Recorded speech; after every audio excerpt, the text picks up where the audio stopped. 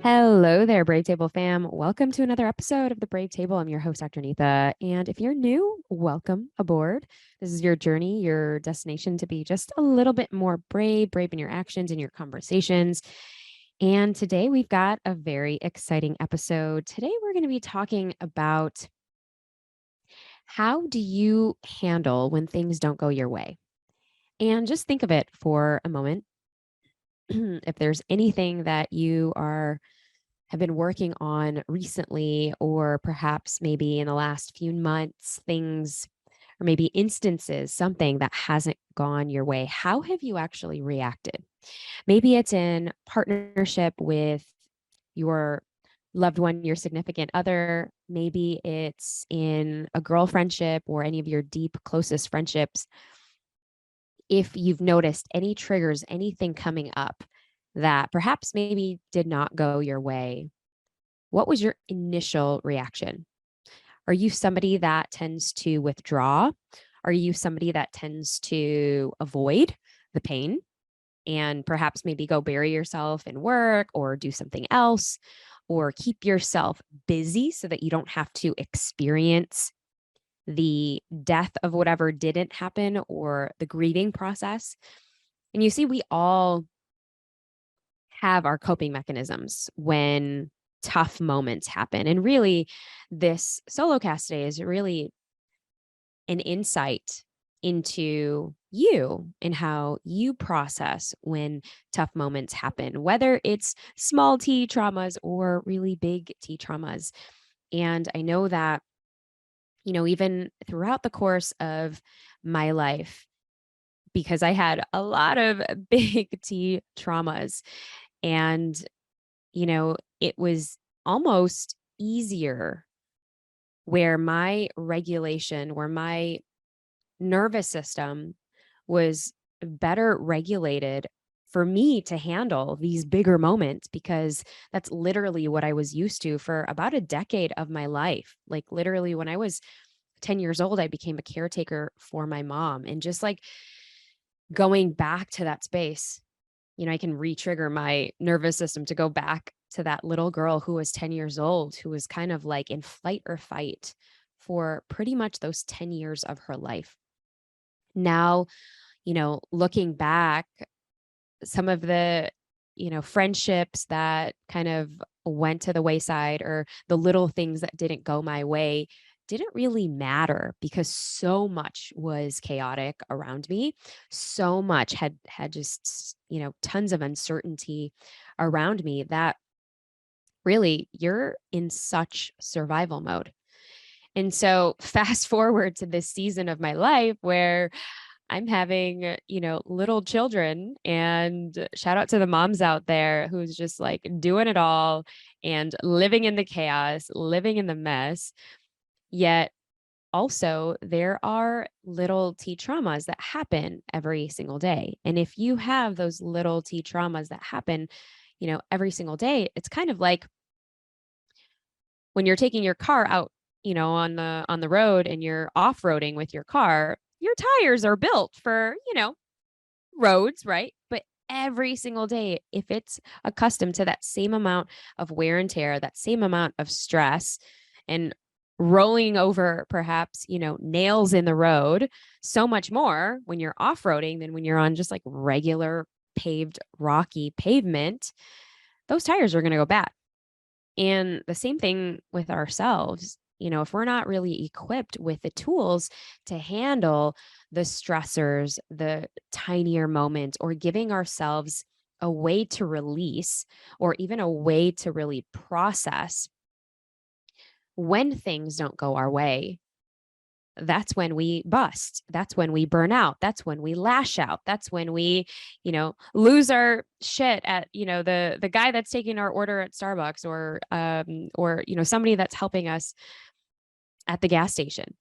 We take it out on other people because we haven't been able to process it ourselves. And so if any of you have been really struggling in terms of how you actually handle when things don't go your way, are you one to ruminate? Are you one to hold things in, or perhaps even socially isolate yourself? I was talking to a dear girlfriend the other day, and, you know, around motherhood, when we enter postpartum and when we enter the season when we are in the midst of changing diapers and, all of the things that mamas have to do as we're healing after just having a baby, our hormones are whack. We second guess, third guess ourselves. We're kind of in that, again, that survival state.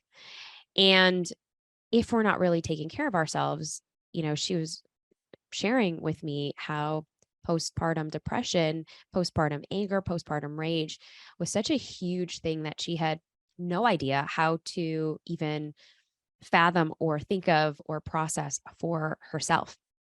And so it's one of the reasons why I was so excited to really bring together a lot of the concepts that really comprise your resiliency, your ability to bounce back when shit hits the fan, when life moments get tough, when things don't go your way, when you don't get that call back from, the job. You ask somebody out and they flat out rejected you or they flat out ghosted you, right? These tiny little micro moments of, little T traumas or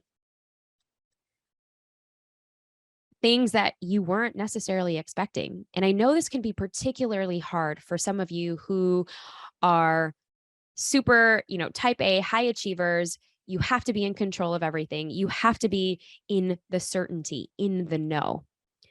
And when you're not in certainty, when you are having a period of life, when you are feeling uncertain, that's going to bring up a lot of things. I remember, shout out to, oh boy, this was 2015, circa 2015, when I had literally sold my practice. It was very lucrative, my $1 million practice, sold it. And I was like, all right, I've got this window. I just exited my first company and it was really exciting. It was exciting. It was exhilarating, but honestly, deep inside, if I were to really ask myself, outside of people interviewing me, outside of all the glory and the accolades, outside of what my ego was protecting me, if I really think back, I was fucking terrified. I was terrified because, like, okay, I don't really know what that next step is going to look like. Like, I climbed this mountain. This mountain was tough. It was a tough climb. You learn so much as an entrepreneur. You learn so much in building business. You learn so much. And really the confidence that you have when you know something in and out, through and through. And a lot of you have kind of, written in the DMs about starting something completely new. And even in some of our, coaching schools that we have, a lot of you write out, okay, I'm so good at this. How am I going to transition and do something completely new that I have no idea about? Right. It's even with the new mom situation. Like, how am I going to take care of this baby? Even though we know innately how to, it's, literally going through the process. And I think more and more the ability that we have that we're really struggling with collectively is the idea that we can be okay in the uncertainty. Even for me, having said that just right now, it's like, oh, can we really? As a recovering perfectionist and somebody that needed to know everything. And, a lot of my wounding came up was, in that 10-year decade, that 10-year period of my life where I didn't know if I was going to have my mom the next day. She battled cancer, which ended up metastasizing and spreading, throughout her body, but for 6 years. So for those 4 years, she had been in and out of remission. But then those last 2 years, you're kind of like waiting and waiting, and you don't really know. And you're praying for a miracle. You're hoping as a young girl, I was 14 into 15, not knowing if that day was going to be her last. And that was really, it was really painful to go through. And then, of course, a few years later, actually, immediately 1 year later, having to go through that same situation immediately in losing my brother to an asthma attack where he just collapsed in front of his school. And I have, if you wanted to listen to the entire story, it's one of our earlier episodes. It is, I'll list it in the show notes actually. And it's so, so powerful. The loss and grieving, the loss of him, and going through the motions of that time. But for literally that decade of life, I was accustomed to, being on my toes because I didn't know if somebody was going to live the next day. I didn't know if I was going to get like that guttural phone call, and you're kind of like, oh my gosh, this is happening again. Are you fucking kidding me? Seriously, again. And then fast forward, to times and seasons of life where you're just trying to make peace with the situations around you, right? So you're trying something new for the first time. And I had just sold my practice, going back to that story in 2015. I was terrified because I did not know what that linear path would look like from, where I was in this, starting over again on this new mountain, all the way from the bottom, and getting ready for that climb. I didn't know what the terrain was going to look like because completely different.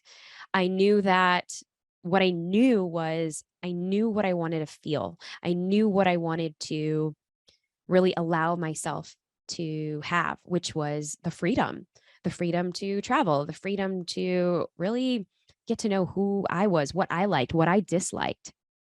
And that's what I love about this tool that really came to me, over the course of several years, just having so many different conversations. And when I was writing my very first book, Emotional Grit, I literally wanted to have as many conversations as possible. And so I, obviously put my research hat on, and I started to collect data, as you would, right? Because I was a psychology major in college. And so I was accustomed to that, but I wanted to really see the patterns, as I've shared with you all before. And so I started to have as many conversations as possible. Now, it took me throughout the course of a few years across 45 different countries and really understanding how people make decisions, right? And of course, at the time, I really wanted to become a better leader for myself because I was embarking in new territory. So this is really accustomed for leadership. But as I've kind of evolved and shaped, the conversations throughout the years, and having so many conversations with you all are leaders of your own lives. And, we're not really taught or even ask the questions, well, how do you process grief? How do you process when you have an angry moment? How do you process when you have a conflict or a fight with somebody that you love? Are you one that shies away? Are you one that walks away? Are you one that doesn't really do well in confrontation? So shove it under a rug and then just go work out and then pretend like everything's okay, right? Like a lot of us do that because we are afraid of putting our own needs out there, especially when you're coming in from cultural context. So when I was writing the book, this book that's, that literally is coming out very, very soon, That Sucked, Now What? One of the things that I was really grasping and grappling with was putting together a tool for you all to really recognize, well, how can you actually build your resiliency? And, coming from and God forbid have had any as much trauma as I've, been through, but this is for, the working mama that's like pouring yourself into the next pursuit that you want to have, or the person that just left corporate and that's literally starting to climb that next mountain, because it shouldn't be a linear path, right? We're taught that it needs to be a linear path growing up in school, getting that degree, doing the things, doing all the right things. But then again, you climb up to that mountain and you realize, well, okay, that was great. Fine, the money was awesome.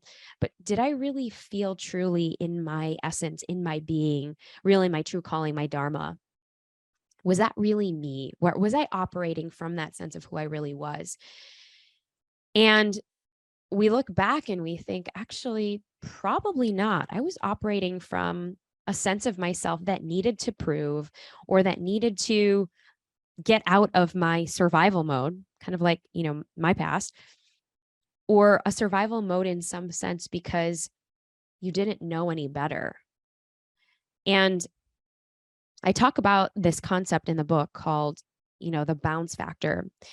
And really, the bounce factor comprises in 4 parts. There are 4 parts to building and I call this your audacity of your resilience, because your resiliency is so bold, it's so unapologetic, and it can be built. There's a question that I used to get from so many moms, and this was before I became a mother. When I was doing my tour for the book for Emotional Grit, I got asked to speak at Google headquarters in Mountain View, in California, in the Bay Area, Silicon Valley. The dream, the dream, the dream. And it was like, oh my gosh, they're asking me as a former dentist to come out to Google to share these concepts about emotional grit, my first book. And it was, of course, imposter syndrome had hit. This is one of my, bigger talks that happened. And it was exciting. It was exhilarating all at the same time. And around that same period, I was also asked by quite a few moms, because the Palo Alto, the high school that's within Silicon Valley, there were some kids who had, within those 2 or 3 years, they had lost kids due to suicide. And in that area, of course, there's the most brilliant of brilliant minds and parents, etc. Yet emotional intelligence and resiliency and the pressure to do it all, to be it all, even at that young of age, the parents were kind of didn't know what to do. And so I was asked to do, these talks over there in Palo Alto to a group of moms who were just, they were just kind of, they didn't even know how to cope and process, because it wasn't mental anymore. It wasn't in their heads anymore. It really was all about understanding where, their children were at and what was not being met, what needs were not being met, and how much did that pressure really get to those children, where it shouldn't have been about grades or accolades anymore, but really how to help this community grieve and have better conversations of what happens when you actually get rejected. It doesn't mean you're a failure. It doesn't mean that you are not going to get into a college of your choice, and how to have these, conversations in this particular society or this community where they're so used to getting everything they wanted, where they're so used to, getting and being the top of the top. And really it wasn't working for them anymore, because they were really losing people, right? In several senses of the word. And so when we are opening ourselves up to understanding what your bounce factor is, and I've of course created a quiz, and it's a super fun quiz. It's not, it's super fun. You can totally take it. It's at, bouncefactorquiz.com. And the reason why I'm so passionate about coming up with a tool that can be so accessible was literally sitting down with those moms, and they were pouring their hearts, to me. And again, this is before I even, embarked on motherhood, but just the depth and the pain. And I really could resonate with them at that time, having had all of my losses and bringing me back to a state where my nervous system wasn't regulated, where my nervous system needed to feel that I needed to do whatever I could to get out of just this fight or flight stage, because, there's death all around me. So what was my coping mechanism? Well, as humans, we can pick several different coping mechanisms. We can pick addictions to our phones, to food, to sex, to porn, to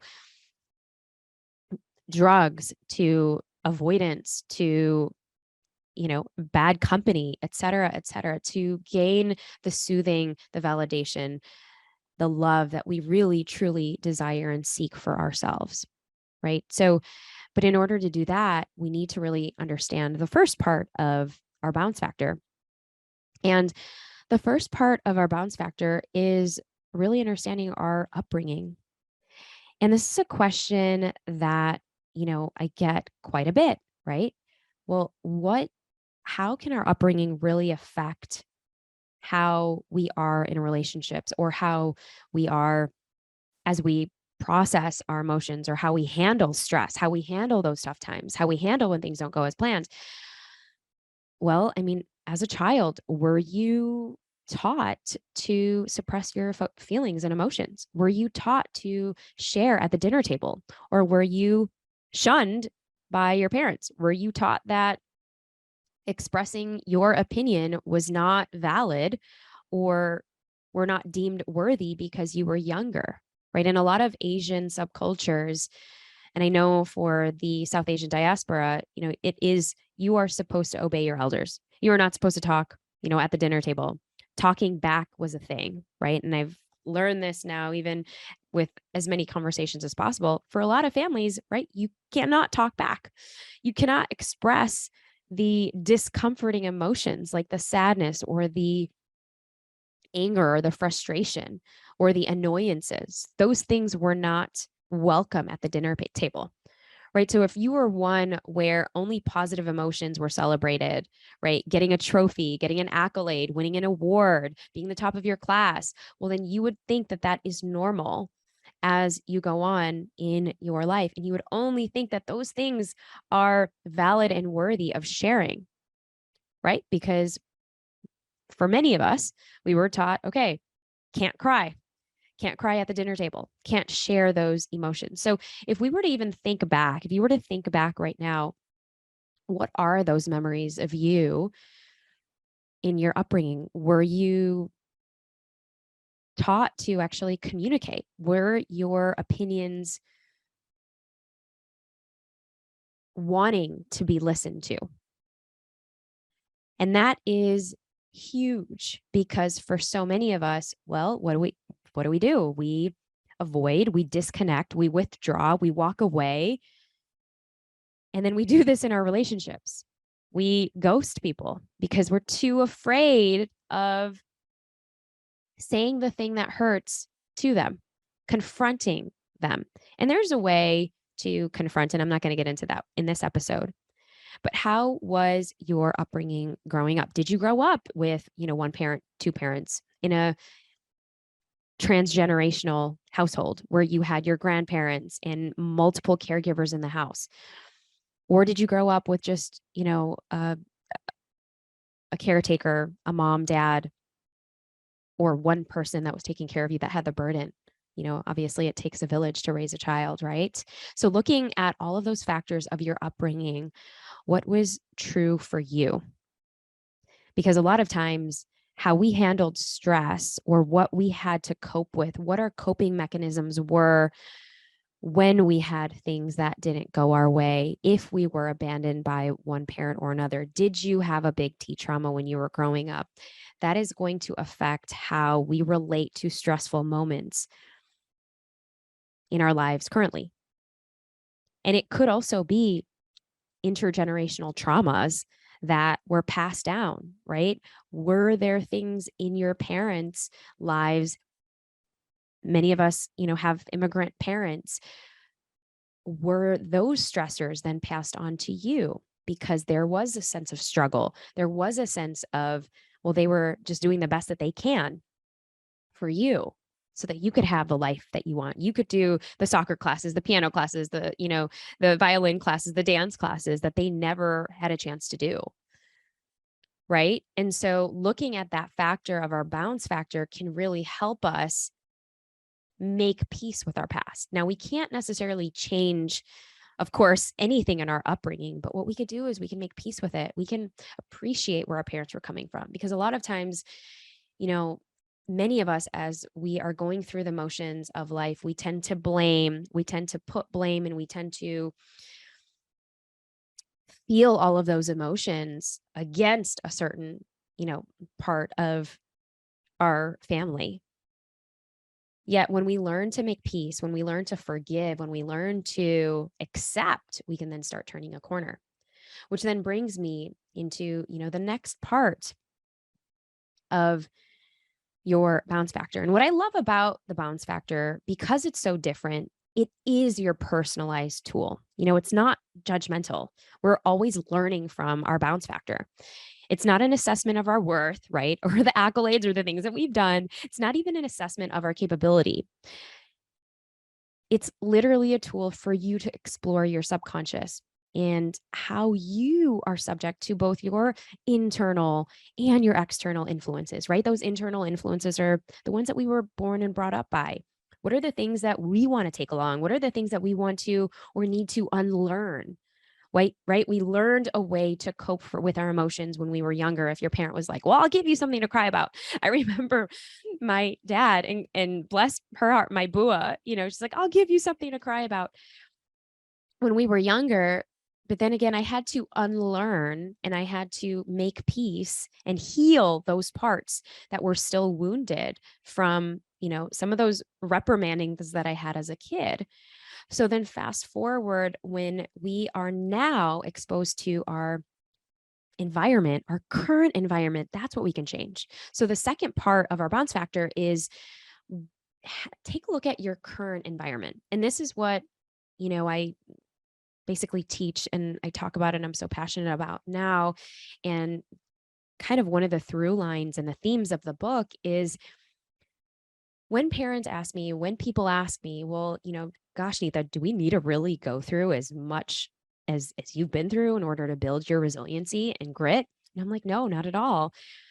But how are you exposing yourself to good stress in your everyday life right now? What does your daily life look like? Are you good with complacency? And, this is something when you go back to like your childhood friends and people that you grew up with, or maybe even in your family members, like you'll have people who are just so content with where they are in life. And there's nothing good, there's nothing bad about that, right? But they're just so content. And there's, they're just at this level of complacency, right? It's kind of like sometimes I'll go back to my family members who live in the Midwest and they're just, they're doing the same thing over and over again. They've been doing the same thing over and over again. They have dinner at the same time. They only go out like twice in a year for meals, etc. And bless their heart, like that's where they're at. And it's amazing, right? For them. Yet they've had this sense of complacency. There's a certain sense of certainty because they know what's predictable, they know what they can control, and they know that, all right, every Friday or every Tuesday is taco night. Every Friday is, we're going to order pizza.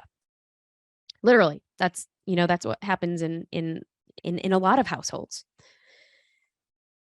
Yet that complacency keeps us small and keeps us just like stagnant in our growth.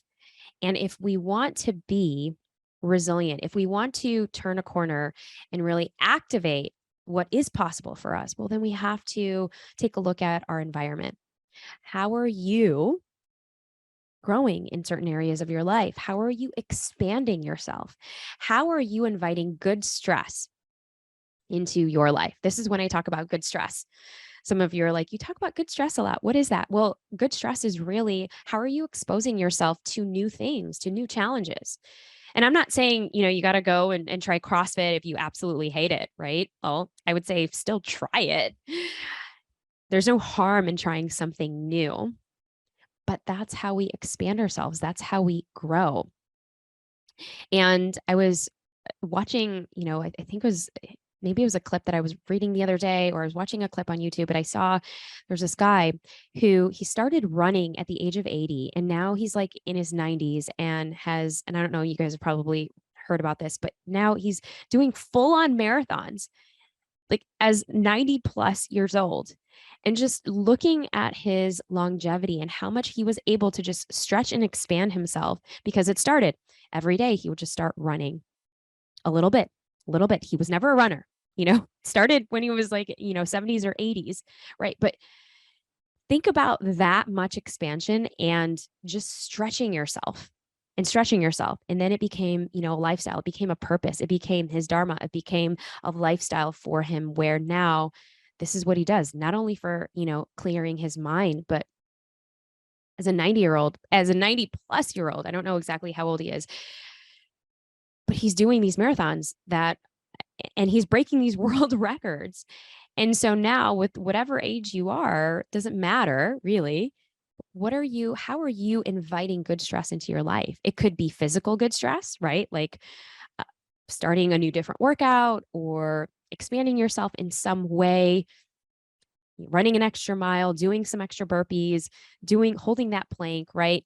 Exposing yourself to, I love, the cold water, warm water contrast, but really focusing yourself on, okay, what can I tolerate? How is that going to adapt me as a human? How am I going to increase my agility, right? My adaptability, my flexibility, so that when things happen that are not in my control, when things happen where I have to be living in that uncertainty, I cannot control what's happening.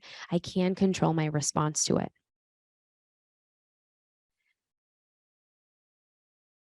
I can control what my mind and the thoughts are telling me. I have a direction there. I know where I'm going because I've exposed myself to good stress. So, where are you and where can you expose yourself to good stress? From a physical standpoint, emotional standpoint, having difficult conversations, stretching yourself in business opportunities, in growth opportunities.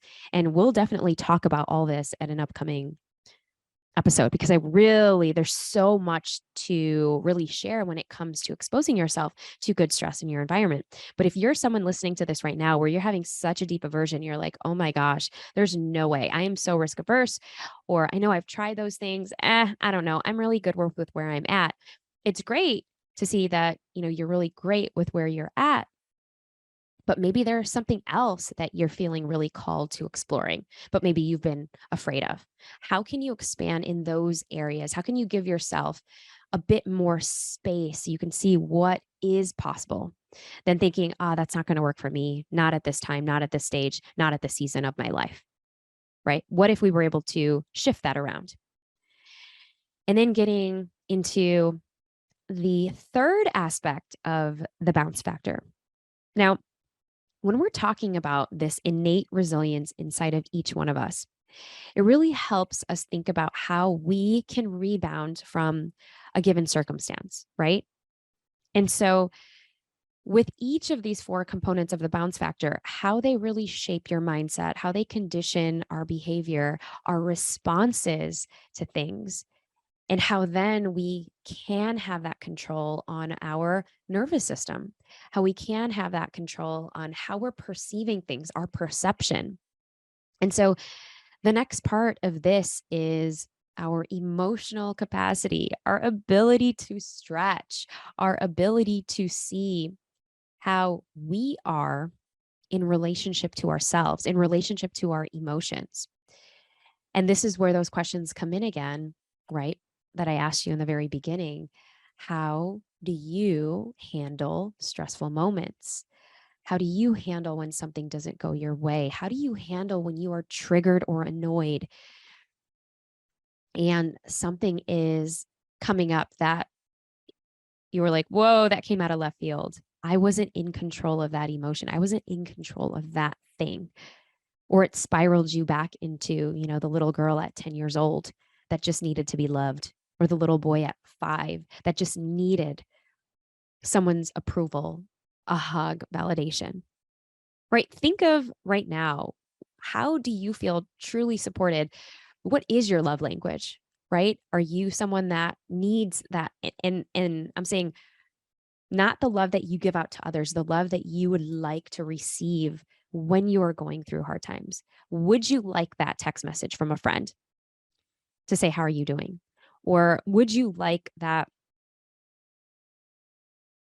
words of affirmation, like a voice note, or someone to, send you a gift when you're not feeling well? Would you like those flowers to be delivered at your door? Like, think of all of the times when you are in a bad situation or feeling just like in a tough season of life. What made you feel truly supported by the people that you love? Okay, that's one. That's the first part. But then also, what did you do for yourself? Are you one that needed to rely on other people? Or were you somebody that was giving all of that love and support to yourself? And if you were one that was really needy and needed other people, what could you do now differently, pouring into that love for yourself? that self-nourishment for yourself. And when I ask this question, most people are like, oh, I never even thought about that. I never even thought of, I actually, you're right. I actually do request and require a lot from other people, especially the people that are in my direct, vicinity, the ones that are living with me, either my roommates or my dearest friends or my dearest family members, right? Think of that breakup that you had, whether it's a friend breakup or a personal breakup that you had, love relationship, right? We all know heartbreak. We all know that. And in the moments of that heartbreak, what happened? Were you someone that was like, you know what, I'm going to take myself out on a date for like 30 days? Or were you just reeling and like in the comfort of your family and friends? Most of us would be doing the latter. But what we really want to get into is how can we process those emotions by ourselves, giving us that full nourishment and expansion to cry, let it out, scream, moan, groan, act out, right? It's some of you have been seeing the embodiment practice that I carried our global community through. That Suck Now What? And it literally started out as, something funny that happened when, I mean, it was just it was, it wasn't funny at the time, but it was Ajit and I, we were going to go to our very first date after, after being in the throes of like the newborn stage with Isla. And, we were trying to find childcare, and, we had somebody that said yes. And, it was like a whole process because I wanted to make sure. Isla was really small. We didn't have our support systems here. Like our families weren't here. And so I wanted to make sure that this was, you know, going to be a very special date because it was around, Ajit's birthday. And it was just like going to be this time that he and I had together, very first time date night for us to go, by ourselves without the kids, and, you know, getting all dressed up and all dolled up. And basically the worst thing that could happen didn't happen in that moment, right? Again, it's a little trauma, but still it happened. It was unexpected because she had confirmed this, woman had confirmed that she was like, yes, I'll come and I'll watch your kids for a few hours. And I got tickets to this incredible event. It was, one of those blindfold dinners where they blindfold you and, you're eating, it's called, Dining in the Dark. Yeah. And we were supposed to do that. I got all dressed up, got my hair done, like wearing makeup for the first time in 3 months of being just like tattered in, clothes, and hadn't showered, it'd been 3 days, etc. New moms know exactly what we're talking about. And so, and then finally, the time was coming and they were supposed to, she was supposed to arrive, and she never did. And I turned into my literal 3-year-old self, probably 5-year-old self. I was so upset. I'm like, how could she do this? I can't believe it. She couldn't even have the courtesy to let us know. She ghosted us. And then I was like texting and, like going crazy, kind of like breakup pattern that happens. And she was like, oh, yeah, I'm sorry. I'm not going to be able to make it last minute, even though I had confirmed, the morning of. It was just so frustrating. And I was so sad and literally crying my eyes out. And my husband's so patient. And he was like, because he knew I probably needed this date more than he needed the date. But of course, we both needed it. And my son, who was really into dinosaurs at the time, and he came up to me. He's like, Mama, why are you stomping like a dinosaur? And I'm like, because Mama's having big feelings right now. And so, and then we created it into this whole movement where I'm like, okay, let's actually stomp like a dinosaur. And my husband got into it, and, we started playing this song, and it's hysterical. I'll play it for you guys. Or actually probably want to look it up, but it's called Cats in Boots, the dinosaur dance. And, from that day, we just started doing this full body practice of being able to embrace the suck, stomp the suck, literally move the suck and move into the suck, and then finally release the suck. Because obviously when you're doing something that ridiculous, it takes you out of the hurt and the pain, right? Because you're shaking your body, you're moving your body. And of course, there's all of these incredible neural pathways that happens and form when you are doing something different. Same thing as invoking good stress, right? But in this particular case, when you're so angry, you really need to feel that, right? We need to feel the feels. But then during that process, something happens and you start to transform it. And so we transformed it and we were giggling and laughing and throwing pillows at each other. And it was a whole thing. So I totally encourage you to do this.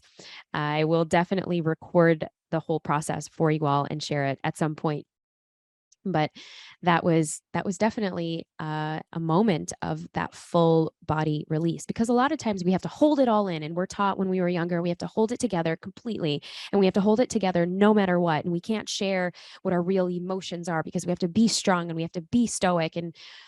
And coming from somebody who loved stoicism in my 20s, when I first learned about it on my first, very very first trip to Italy studying abroad when I was 20, embarking on 21, and really loving that chapter of my life. But there is also grace and duality and appreciation and love for being able to just break down and fall apart and let yourself fully be vulnerable and crumble.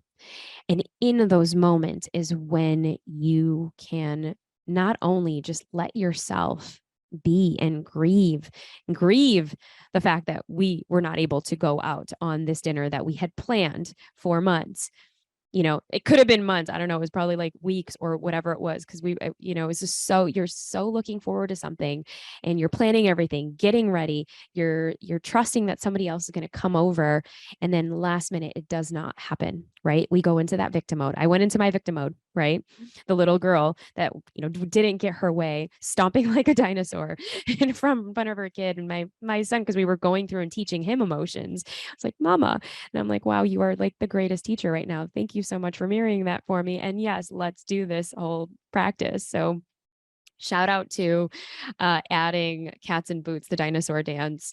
And if you do practice that, please hashtag that suck now what and just send me a DM, the Brave Table or at Neath Abushin, because I'd so love to see that and see you all using that for yourselves. But what it's such a reminder of with our emotional capacity is giving you permission to get wild, and you don't have to have it all together.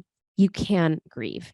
You can say, fuck, yes, I am not happy right now. And we don't have to be happy all the time. I mean, this is what I was and had to be for those 10 years of my life. And when I finally was able to release all of that and just crumble down to my knees, you all know the story of me leaving my, toxic marriage, right? This is my like Saturn return at the end of my 20s and starting to get into my 30s. Literally, I was 29 during when this whole craziness happened. Big, huge dark night of the soul, huge initiation moment. And when I was able to meet myself and, literally hurdle and hug myself in fetal position, it was taking me back to, the little girl at 10 years old that all she wanted was just to be a kid. All she wanted was just to play with her dolls and not really need to see her mom going through, you know, breast cancer in the hospital or, getting a double mastectomy in the hospital. Right. And so I think for inside of your emotional capacity, what emotions do you try to ignore? What emotions do you try to bury? What emotions are you not comfortable in expressing? Are you afraid that people are going to judge you? This is what I mean by stretching, expanding into and really feeling your emotional capacity. And then we get into, finally, the awareness piece. What is your radical self awareness? And this is what I mean by being aware of your likes and your dislikes, being aware of what is in alignment, what's not in alignment. Because if we know what is in alignment to us at this point, what we need, sometimes we just need to moan and groan and, be in our little pity party of one. That is okay. But what happens is most people get stuck in it. Most people get They like that, being in that pity party, because they don't need to then change. They don't need to then, they stay in it for too long, and then they stay in it for too long, and then they get stuck in it. And then they don't see a way out. And they only see that the way to relate to other people is like kind of in their misery and in their pain and in their suffering, right? And we all know we have a girlfriend or a friend or two, or even a family member that's like this. Like, everything's always bad, and something or the other has totally come up again. And you did X, Y, and Z again, and you're having a headache, but their headache was even 10 times worse, right? We know those people, and we could like laugh about it. But that's because they're so in the suck that they can't get out of it. They're so in the suck that they're addicted to how that makes them feel needed and wanted. And they can't replace that behavior with something else. And so for you to really know that, to recognize that in yourself, and to see what's out of alignment, what needs a little bit more nourishment, what needs a break, what needs you to pause, that is then taking personal responsibility. Because going back, we can blame our parents all we want for, the upbringing and, the things that didn't happen. They didn't allow me to date when I was little, and this is where I'm at now. We can blame them for whatever it was. And I used to blame my aunt, my boo, a lot, because she was like my pseudo mom. She came in the fold helping take care of us alongside my other aunts and my grandmothers during this like very traumatic time of our lives. And also when we needed people the most, we were like, I was, young teenager going through all of these emotions. Yet she gave me such tough love, and I used to hate her for it. I'm like, gosh, can't you be just nicer? And now I appreciate her for it. I mean, it took a lot of healing, a lot of therapy, a lot of, psychedelic experiences, and all sorts of reckoning back with myself. Yet to then take personal responsibility. How was I showing up there? How did I attract a partner that would treat me that badly? And there were years before I would ever come to terms with that sort of connection back to myself, and really appreciating myself for where I was during those seasons of life. And if that's not you right now, it's okay. But again, these are the 4 areas. These are the 4 pillars that when I talk about the bounce factor, it's how you can increase certain areas that you may be better at. In some areas, you may need a little bit more support, or maybe you're just not there yet. But all of it comprises to your resiliency. How bouncy, how high can you bounce or bounce back when something does not go your way, when something bad happens? And I want you to think about this. Bouncing back from something can just be the beginning of that next chapter, the beginning of your next evolution for yourself, the beginning of you having a deeper relationship with yourself, the beginning of you unlearning, the beginning of your becoming. And that's where I want to end here. Thank you so much, you all, for listening. If you are curious to see what your bounce factor is, go ahead and take the quiz, bouncefactorquiz.com. And if there is anyone that needs to hear this episode today and you wanted to show them some love, go ahead and share this with them. Share this with them to help them build their bounce factor and build their bounciness after sucky moments happen. And I'm just so thankful for you all for tuning in every week. I know that there are tons of podcasts that you can listen to out there. And so thank you so much for contributing to the community. If you wanted to support the podcast, I know you all are asking how to support many times. The best way to support, if you haven't already done this, is to write a review. We love, love, love your reviews, and could so use your support on Spotify, as well as Apple iTunes, or wherever you listen to your podcasts. But when you do, go ahead and I will gift you our free emotional mastery course. Yep. All you have to do is send a screenshot of your review and submit it to support@globalgrit.co. That is support at globalgrit.co. And I will see you next time. Have an amazing day, amazing evening, an amazing week. And don't forget to be just a little bit more brave.